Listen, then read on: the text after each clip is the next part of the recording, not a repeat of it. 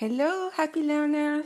Alors aujourd'hui, nous allons étudier la négation et plus particulièrement la négation avec rien, pour faire une phrase avec rien, parce que j'ai remarqué que ça posait problème. Alors, avant tout, la règle à retenir, the ultimate rule to remember is pas de double négation en anglais. Contrairement en français, où la négation s'effectue avec deux syntaxes négatives, ne et pas, en anglais, il n'y aura pas de syntagme négatif. Il n'y en aura qu'un. En l'occurrence, ce sera le not associé à l'auxiliaire. Par exemple, I am not sad, je ne suis pas triste. I am not sad ou I'm not sad en forme contractée. Autre exemple, I do not like coffee ou bien I don't like coffee.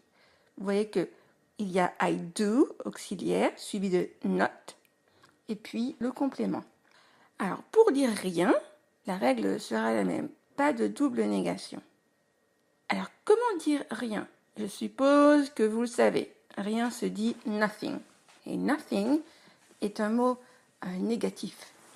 Et étant donné qu'en anglais, il n'y a pas de double négation, nothing étant négatif, votre phrase ne devra pas être négative. Le verbe ne devra pas être à la négation. Ce sera une phrase affirmative. Par exemple, they say nothing. Ils ne disent rien. They say nothing. Si on traduit mot à mot, traduction littérale, ça donne ils disent rien. They say nothing. Mais il y a une autre façon de dire cette même phrase, ils ne disent rien. L'autre façon, eh bien, c'est de faire une phrase négative. Ça paraît logique. Ils ne disent rien. Mais étant donné qu'on ne peut pas avoir de double négation en anglais, on ne pourra pas utiliser nothing dans cette fameuse phrase négative, ils ne disent rien. Il faudra utiliser la version positive en quelque sorte de nothing. Et la version positive de nothing, qui signifie rien, eh bien c'est anything. Anything. Souvent les gens croient que c'est un mot négatif, mais en fait non. C'est en quelque sorte la version positive de nothing. Donc dans une phrase négative, pour dire rien, vous utiliserez anything. Donc pour dire ils ne disent rien, ce sera they do not say anything. Ou bien en forme contractée, they don't say anything. Vous voyez bien que la négation est au début, they do not say, they don't say, et parce que c'est une phrase négative, alors nous utilisons anything pour dire rien. Autre exemple, she will take nothing, she will take nothing, ou alors she will not take anything, she won't take anything. On récapitule. Jamais de double négation en anglais. Pour avoir une phrase négative, il faudra de toute façon un auxiliaire ou un modal suivi de not, puis le verbe ou l'adjectif. Et si nous voulons faire une phrase négative avec rien, on aura le choix.